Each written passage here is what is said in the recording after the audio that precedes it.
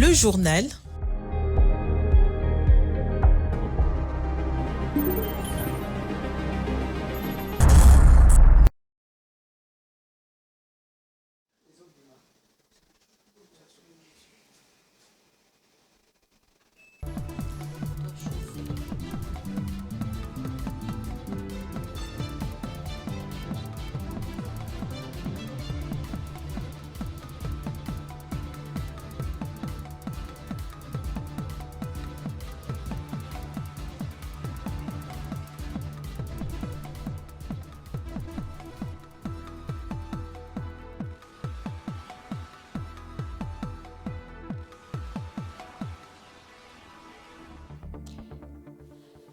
Bientôt, la carte d'identité pour tous les Congolais sera disponible. Une annonce faite par le VPM de l'Intérieur, Peter Kazadi, qui est allé visiter le matériel qui serviront à l'octroi de ces cartes. Et en international, la plus grande banque d'Éthiopie tenterait de récupérer plus de 40 millions de dollars après qu'un problème technique qui a permis aux clients de récupérer plus d'argent. Madame, Messieurs, bonsoir et bienvenue dans ce journal. Je le dis tantôt, avoir une carte d'identité pour les Congolais, ce sera bientôt possible. En tout cas, c'est ce qu'a déclaré Maître Peter Kazadi, le vice-premier ministre en charge de l'Intérieur et Sécurité, est allé visiter le matériel et la logistique qui serviront à l'identification et à l'octroi des cartes d'identité. Une opération de masse va être lancée dans le tout prochain jour, a affirmé le vice-premier ministre que je vous invite d'écouter. Puisque ça fait des années qu'ils n'ont pas leur carte d'identité, ce qui fait la fierté d'appartenir à une nation. Mais je dois ici rassurer que le processus était un peu long, mais laborieux. Nous l'avons commencé au mois de juin. Il fallait passer commande des différents matériels qui devaient servir de démarrage aujourd'hui. J'ai le bonheur d'annoncer à la population que tous les matériels pour les 24 communes de la ville de Kinshasa sont présents à Kinshasa. Aujourd'hui, je suis venu visiter les premiers modèles de conteneurs qui vont abriter toutes les opérations avec toutes les machines. Là où les gens iront s'enrôler, j'ai validé les modèles de conteneurs. Je pense que dans les tout prochains jours, une opération d'enregistrement de masse va être lancée et chacun des Congolais pourra cette fois-là avoir sa carte. En attendant, comme nous l'avions déjà commencé, j'ai demandé aux prestataires de rouvrir les bureaux pour VIP. Il y aura un bureau au niveau du centre financier, mais également au sein de mon ministère, en attendant que les conteneurs soient déployés pour l'ensemble de la masse. C'est très bientôt, il y a des contraintes techniques. Ici, je suis venu visiter là où on fabrique des conteneurs. Ils sont soumis à beaucoup de contraintes, comme je venais de le dire. Il y a les problèmes d'électricité parfois qui retardent le travail. Il y a les problèmes de la pluie qui retardent. Mais j'ai insisté pour qu'on ne dépasse pas 2 mois afin que les Congolais, dans la grande majorité, puissent disposer de sa carte. Autre chose, promouvoir l'entrepreneuriat féminin pour l'émergence de classes moyennes en RDC. C'est le thème de la journée porte ouverte organisée par l'Agence pour la promotion de classes moyennes APROCEM en collaboration avec l'ANADEC. Cette journée a eu lieu mercredi 20 mars à la maison de l'entrepreneuriat congolais alimenté avec la participation de nombreuses femmes entrepreneurs, Judo Moulamba et Stani Samba. Organisée à la Maison de l'entrepreneuriat à Kinshasa, cette journée porte ouverte a permis à la PROCEM de se faire connaître auprès des entrepreneuses. Elle a constitué également un moment de partage de connaissances et d'expériences. À côté de son collègue de l'ANADEC, le directeur général de la PROCEM, Pascal Tchello, a eu de mots justes pour décrire sa structure, dont l'objet social est l'identification de la constitution de classe moyenne et la promotion de celle-ci. Donc, comme nous tous nous savons, ce mois, c'est le mois qui est dédié à la femme. Et nous, étant une structure du ministère de l'entrepreneuriat, petite et moyenne entreprise, Il était d'une obligation pour nous de faire quelque chose par rapport à cette journée. Et nous, comme agence pour la promotion des classes moyennes congolaises, c'est notre journée et aussi en collaboration avec notre agence sœur, la NADEC. Nous avons eu à parler d'abord de la PROSEM, présenter la PROSEM, présenter les missions de la PROSEM et aussi partager avec les femmes entrepreneurs ce que nous faisons et en quoi nous pouvons les accompagner dans leurs activités quotidiennes. En bref, c'est ce qui a été présenté par le directeur général de la PROSEM, M. Pascal Chello. Par ailleurs, la PROSEM a recueilli les préoccupations de femmes entrepreneurs qui sont confrontées à de nombreuses difficultés, surtout d'ordre financier. Ces préoccupations feront l'objet des études au niveau de la PROSEM pour la prise de décisions idoines. Je suis très heureux parce que c'était une activité très enrichissante. Nous avons beaucoup appris. Évidemment, nous avons pris connaissance des problèmes auxquels sont confrontés les entrepreneurs congolais. Et à notre niveau, à PROSEM, il sera question de pouvoir adapter notre action au regard de tous ces problèmes auxquels sont confrontés ces derniers. Dès que nous sommes sur le terrain, après avoir fait cette étude, il y a un rapport qui sera fait. Et après ces rapports, il y a les différentes mesures qui seront édictées par notre rapport. Et bien, le gouvernement congolais, via le ministre de tutelle, prendra en compte ce que nous avons proposé pour le mettre en pratique via les différentes structures, dépendamment bien de chaque mission qui dépend de ces structures-là. Donc c'est un peu comme ça qu'on fait cette promotion-là. Promouvoir l'entrepreneuriat féminin pour l'émergence des classes moyennes reste le leitmotiv de la PROSEM qui envisage de descendre sur terrain pour tâter la réalité des activités entrepreneuriales. Parmi nos missions, nous avons la mission d'identifier les classes moyennes. Donc bientôt, elles nous verront chez elles, dans leurs entreprises, dans leurs ménages, pour identifier cette classe moyenne. Nous voyons le pays de l'Afrique de l'Ouest se sont développés par l'entrepreneuriat et aujourd'hui, nous voulons amener cette tendance en République démocratique du Congo, faire en sorte que la République démocratique du Congo se développe par l'entrepreneuriat. Aujourd'hui, nous pouvons léguer à nos enfants quelque chose de bien par l'entrepreneuriat. Voilà la mission de la PROSEM qui est de sensibiliser, de promouvoir les femmes pour que les femmes sortent de leur milieu de confort. Au terme de l'activité, ces femmes venues de tous les coins de Kinshasa se sont dites satisfaites par cette initiative et promettent de continuer à collaborer avec la PROSEM pour le développement de classes moyennes. Pour réussir dans leurs activités entrepreneuriales, les jeunes doivent être encadrés et formés. Voilà ce qu'a soutenu le directeur général du Fonds spécial pour la promotion, l'entrepreneuriat et l'emploi des jeunes, Joseph Mboui Mukendi, au cours d'une interview qu'il a accordée à la rédaction des Géopolis. Pour lui, il ne suffit pas seulement de financer ces activités, mais il est essentiel d'encadrer et former ces jeunes. Joseph Mboui est au micro de Jojo Moulamba et Kabamba. La promotion entrepreneuriale au niveau de notre structure, c'est fait comment? Nous avons l'habitude d'accompagner le jeune dans l'encadrement. Vous pouvez pouvoir financer un jeune, mais comment gérer le financement que vous avez donné est appelé à disparaître. Vous pouvez financer les jeunes s'il ne connaît pas bien présenter son produit. Il va finir par tomber. Financer mais s'il a un mauvais personnel qui ne sait pas s'aligner à la vision du chef, l'entreprise est appelée à disparaître. Et aux jeunes entrepreneurs, j'ai dit, vous pouvez avoir des financements, mais si vous n'avez pas la connaissance du secteur dans lequel vous voulez investir, vous n'allez pas réussir. Et si vous venez dans l'entrepreneuriat, vous ne savez pas qu'à un moment donné, vous allez faire de pertes. À un moment donné, vous allez faire face à la solitude. À un moment donné, vous allez faire face à des employés qui ne répondent pas comme vous le voulez. Vous serez appelé à disparaître. Donc, il y a des histoires que nous devons avoir et savoir si nous voulons entreprendre. Ce n'est pas seulement les financements dont nous avons besoin pour pouvoir booster l'entrepreneuriat. Et ça, c'est ce que nous faisons souvent avec les jeunes entrepreneurs pour l'instant.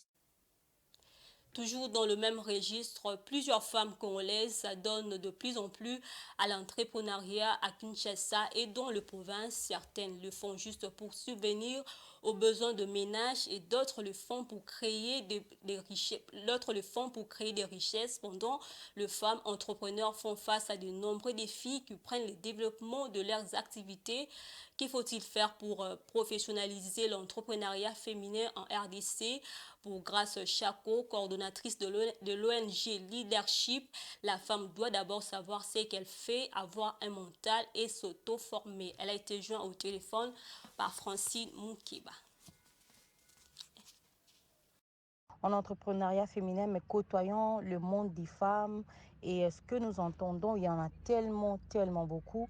Je peux en énumérer quelques-uns. La première, c'est les difficultés d'accès à des financements. Ça, c'est presque la plupart des femmes, des filles en parlent. Vraiment, il y a des sérieuses difficultés à l'accès au financement, le taux d'intérêt dans les banques.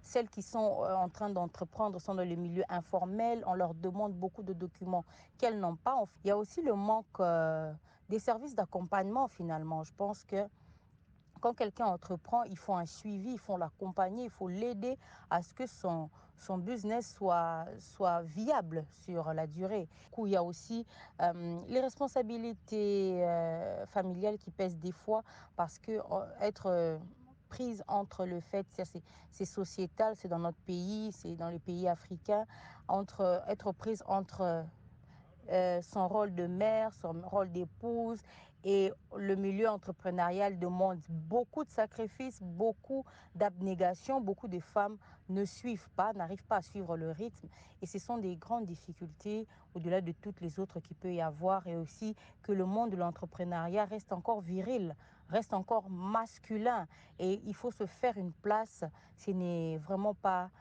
évident. Pour professionnaliser, il faut que d'abord la femme elle-même sache ce qu'elle fait.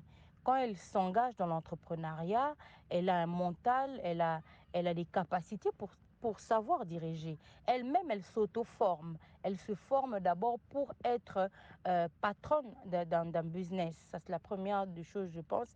Et la seconde, il faut qu'elle développe toutes ses compétences, je viens de le dire, les développer par des formations, par la lecture, mais également en suivant le parcours de ceux qui sont déjà passés par là. Il faut également aussi qu'elle puisse se mettre vraiment dans la peau d'un vrai entrepreneur et mettre autour d'elle des structures qui feront que son business va être viable dans le temps, quitter l'informel pour être dans le formel, c'est-à-dire développer des aspects comme les ressources humaines. Autre chose, avec plus de 150 millions d'hectares de forêt, la RDC constitue un véritable rempart aux conséquences du changement climatique. Le pays n'est pas pour autant épargné des dérèglements du climat. En plus de sa particularité environnementale, la RDC se doit de développer des mécanismes d'adaptation, a déclaré l'environnementaliste Richard Kitenge, alors que l'humanité célèbre ce 21 mars la journée internationale des forêts. Marie Siboledi. C'est vers la fin des années 1970 que la FAO, l'Organisation des Nations Unies pour l'agriculture et l'alimentation, a institué le 21 mars, Journée internationale de la forêt, afin de promouvoir l'importance de différentes fonctions des écosystèmes forestiers du monde. Et pour cela, la République démocratique du Congo a été proclamée à la pré-COP 27 en 2022 à la crise climatique grâce à son immense potentiel forestier, ses réserves importantes en minerais stratégiques, ses abondantes ressources en eau, ses énormes réserves de minéraux verts, ses forêts vierges et sa grande capacité hydroélectrique. Cependant, à Kinshasa, la capitale de la République démocratique du Congo, vit des fortes chaleurs depuis un moment. Comment expliquer le bassin du Congo soit aussi exposé au changement climatique et que la forêt équatoriale ne capte pas suffisamment le carbone dégagé à la capitale de Kinshasa? L'environnementaliste et chercheur Richard Kitenge nous explique. Le 21 mars de chaque année, le monde entier célèbre la journée internationale des forêts. Et cette célébration constitue un moyen très efficace pour sensibiliser la communauté nationale et internationale sur les enjeux des forêts dans la lutte contre la pauvreté, mais aussi dans le maintien du climat. Il faut souligner ici que la RDC a 155 millions d'hectares de forêt qui représenteraient 67% du territoire national. Alors, ces forêts fournissent des grands services écosystémiques utiles au développement durable, mais aussi ces forêts constituent un moyen très efficace pour maintenir le climat mondial. C'est pourquoi aujourd'hui on parle de la RDC pays solution. Mais actuellement, avec ce qu'il y a comme changement climatique, la RDC est parmi les 20 pays vulnérables au changement climatique. C'est pourquoi vous voyez actuellement avec ce qu'il y a comme augmentation de la température, la population souffre, d'où nous sommes sensibles, nous sommes fragiles, nous sommes vulnérables aux effets du changement climatique. C'est pourquoi nous devons développer deux mécanismes ici. Le premier mécanisme, c'est le mécanisme d'adaptation.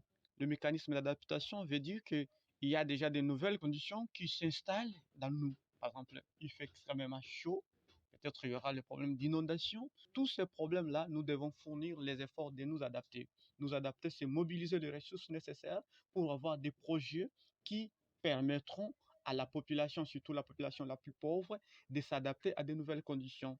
Et notre mécanisme, c'est le mécanisme d'atténuation. Le mécanisme d'atténuation, c'est que nous sommes en train de travailler, nous devons travailler pour protéger ces forêts, pour faire du reboisement. Ce sont ces mécanismes-là qui permettront d'augmenter la superficie des forêts et d'augmenter encore la capacité de séquestration de nos forêts. Alors, c'est pourquoi nous appelons à toute la population de comprendre que le changement climatique, c'est une menace très réelle. Nous devons travailler dur, nous devons préparer, nous devons protéger nos forêts, nous devons planter les arbres. Le but de la Journée internationale de la forêt est de renseigner le public sur les prestations fournies par nos forêts, telles que fourniture des bois, protection contre les dangers naturels, lieux de détente, refuge pour de nombreuses espèces, afin que celles-ci soient reconnues, appréciées à leur juste valeur et promouvoir la protection des forêts et surtout la nôtre.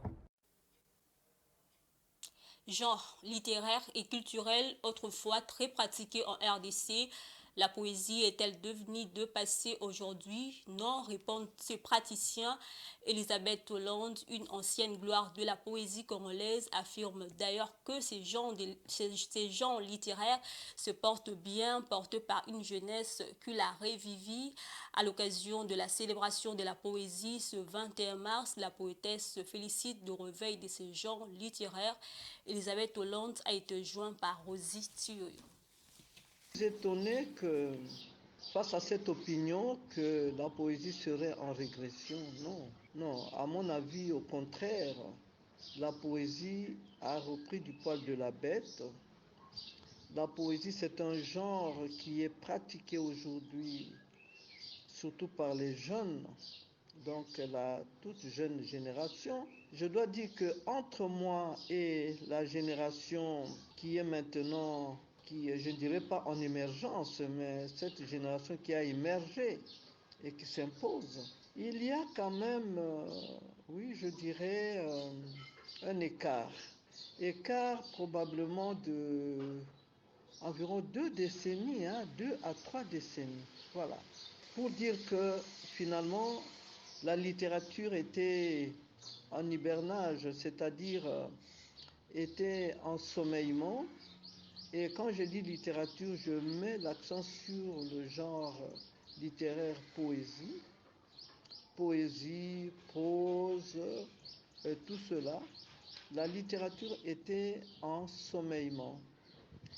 Et comme la littérature était en sommeillement, et donc on n'en a pas entendu parler, mais il y a un réveil, il y a un éveil.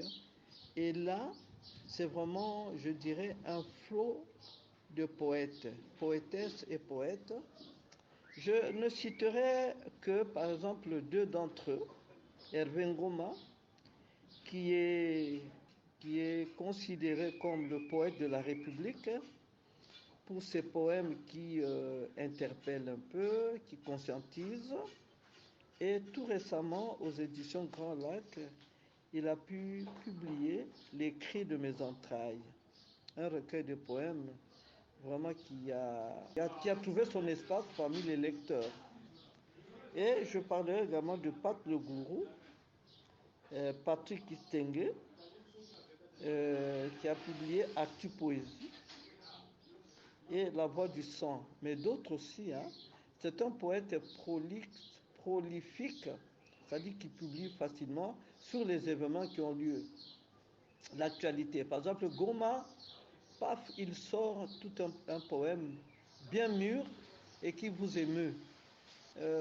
Qu'est-ce que je peux dire? En tout cas, toute actualité, événement qui touche les gens, Pat Le Gourou, c'est comme un journaliste des points chauds, un journaliste des actualités, donc il est là. Mais lui alors, c'est le poète qui saisit l'événement et avec l'âme et le regard du poète, il vous sort un poème qui vous émeut.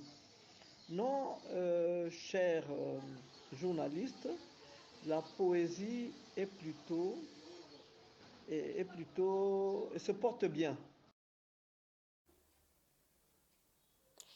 En sport, les Léopards handball messieurs et dames vont jouer la finale de 13e Jeux africains qui se joue actuellement à Accra au Ghana avec pour objectif de remporter 2 médailles d'or. En boxe, les athlètes congolais peuvent également remporter des médailles d'or alors que 2 d'entre eux sont déjà qualifiés pour la finale. Blaise Kouzola nous en dit plus.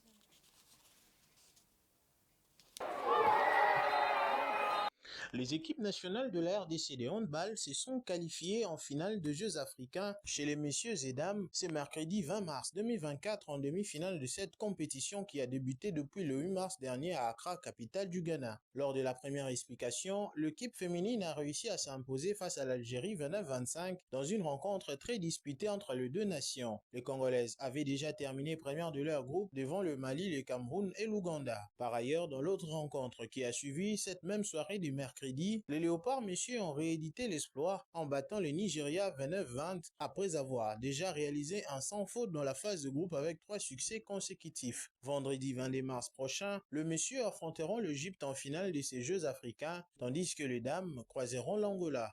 La RDC a ainsi l'occasion de remporter 2 médailles d'or, outre les 4 premières médailles de bronze remportées par les lutteurs. Dans leurs catégories respectives, 2 boxeurs de la République démocratique du Congo, Boniface Zengala Malenga et Livens Zola Tulembekwa, se sont qualifiés toujours ce mercredi 20 mars pour la finale du tournoi de boxe de ces 13e Jeux africains qui se jouent au Ghana. Malgré la défaite 0-5 dans cette même soirée de Gisèle Niemo Mwamba face à l'Éthiopienne Bethlehem Gaïza, ces 2 pugilistes congolais ont montré qu'ils sont en forme et qu'ils étaient là pour avoir les médailles comme lors du 12e jeu à Rabat au Maroc. Boniface Zengala Malenga a battu 4-3 les Tunisiens Romdani Zakaria en demi-finale et s'est qualifié pour la finale chez les 67 kg, alors que Livens Zola Tulembekwa a obtenu son ticket de la finale chez les 48 kg en battant l'Ougandais Innocent Tumusime. Le programme pour ce tournoi va se poursuivre ce jeudi et 5 Léopards Box sont encore en lice. Madame, Messieurs, passons maintenant à la page internationale.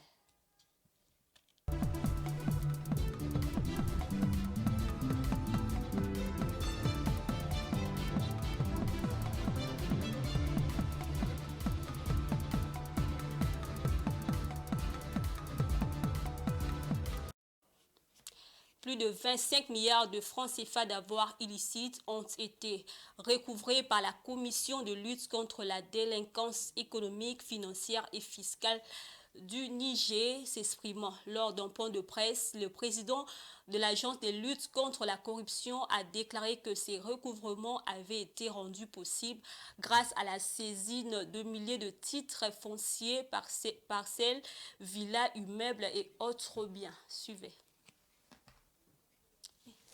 La Commission de lutte contre la délinquance économique, financière et fiscale du Niger, COLDEF, indique avoir recouvré 25,4 milliards de francs CFA d'avoirs illicites à la date du 16 mars 2024. Lors d'une conférence de presse à Niamey, l'agence nigérienne de lutte contre la corruption a précisé que 20,6 milliards de francs CFA ont déjà été encaissés, tandis que 4,8 milliards de francs CFA sont en cours de récupération grâce à la saisine de milliers de titres fonciers, parcelles, villas, immeubles et autres biens. Il ressort de la situation que nous venons de présenter au président et aux membres du CNSP un total général de 25 milliards 466 millions 211 692 francs CFA réalisés, dont 20 milliards 656 millions 962 024 francs recouvrés et 4 milliards 809 millions 519 668 pour les encours.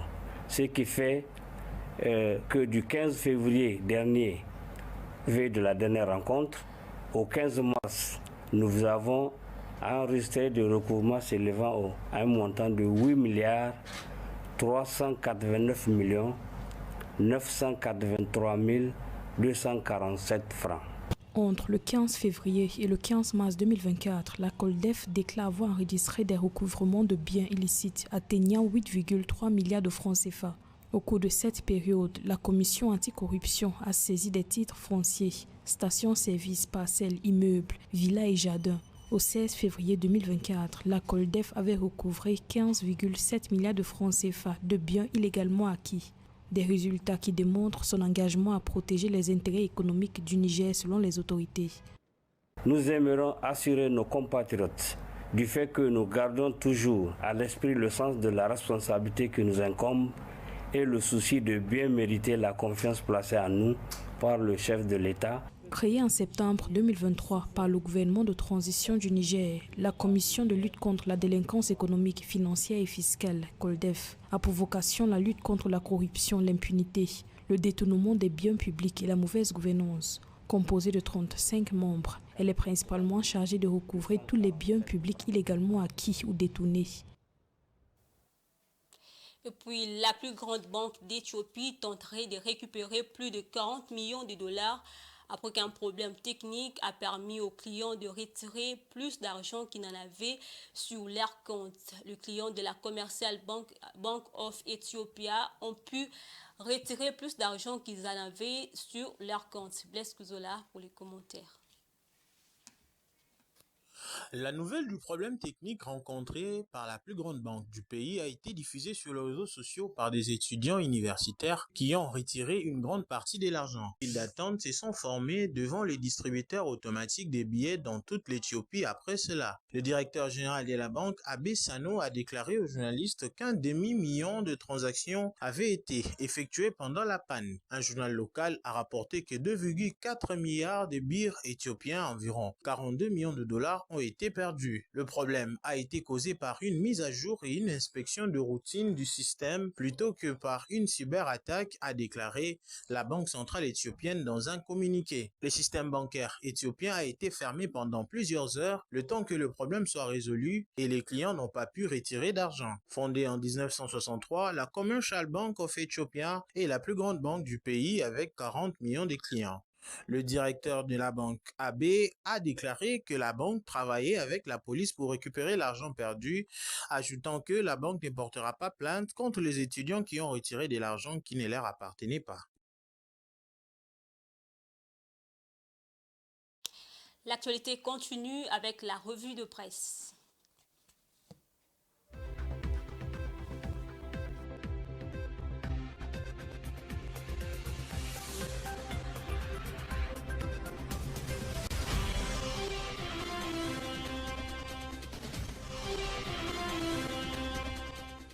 Mesdames et messieurs, bonsoir et bienvenue à cette revue de presse. Au sommaire des journaux parus dans la ville de Kinshasa ce 21 mars 2024, avec Info 27 qui a titré en sa une « Kinshasa écrasée par des vagues de chaleur, la population appelée à la prise des mesures préventives ». Ce mois de mars est marqué par des températures élevées atteignant jusqu'à 33 ou 34 degrés Celsius. Le 12 mars, la température a même atteint un pic sans précédent de 37,5 degrés. Ce phénomène s'est intensifié intensifié ces derniers jours à Kinshasa, perturbant la vie quotidienne des habitants de la capitale de la République démocratique du Congo. Ainsi, le gouvernement de la République, par le biais du vice-ministre de la Santé publique, de l'Hygiène et de la Prévention, Dr Olen Obenzem Serge, a édicté des mesures à prendre tout en expliquant ce phénomène qui résulte de plusieurs conséquences, notamment une diminution de l'absorption et de l'évaporation, mais aussi de la circulation des vents venant de l'Est avec toutes les particules volcaniques et la rareté des précipitations. L'extrait du message du vice-ministre de la Santé diffusé sur la radio-télévision nationale congolaise lors d'un briefing de presse organisé le 19 mars 2024 par le ministre de la Communication et des Médias Patrick Mouyaya fait également état d'autres causes, à savoir l'accumulation de tous les gaz carboniques liés à l'émission des gaz au niveau des échappements des véhicules, ainsi que la présence des différents déchets dans la ville et les émissions de CO2 des industries brassicoles, contribuant à l'augmentation du taux de CO2 dans la ville de Kinshasa. Pour faire face aux conséquences sur la santé liées à cette hausse de température, le gouvernement appelle la population à observer quelques mesures préventives, notamment à éviter l'exposition directe au soleil, à rester dans des endroits frais et à boire beaucoup d'eau sans attendre d'avoir soif. Dans un autre registre, Forum des As a titré ce qui suit « SADC, un sommet extraordinaire sur la RDC et le Mozambique convoqué ce samedi en Zambie ». Un sommet extraordinaire de la Troïka et des pays contributeurs des troupes de la communauté de développement de l'Afrique australe, SADC, en République démocratique du Congo et au Mozambique est prévu le samedi 23 mars à Lusaka en Zambie par le président Hakainde Hichilema, a annoncé hier mercredi 20 mars la SADC sur son site. Ce sommet va discuter de la situation sécuritaire dans la région de la SADC, spécifiquement dans l'est de la République démocratique du Congo et à Cabo Delgado dans le nord du Mozambique, a précisé la SADC sur son site. Le 1er mars, les chefs d'armée des pays contributeurs de la SADC étaient en réunion à Mugunga, à Goma, à l'est de la RDC. Cette rencontre élargie au Burundi n'avait pas été sanctionnée par un quelconque communiqué final. Y avait assisté, outre le général d'armée congolais Christian Chiwewe, le général d'armée Jacob John Kunda, Malawite, le général-major Kashisha, sud-africaine, le général d'armée Mafwanya Sizani et burundaise, le général Prime Niyongabo. Ces officiers généraux étaient même descendus sur les terrains à Mugunga, quartier ouest de la ville de Goma, cible des bombes de la coalition M23 RDF. Avant une réunion des briefings au quartier général de leurs troupes. La mission militaire de la SADC élargie au Burundi est composée des troupes sud-africaines, tanzaniennes et malawites. C'est la fin de cette revue de presse. Au revoir.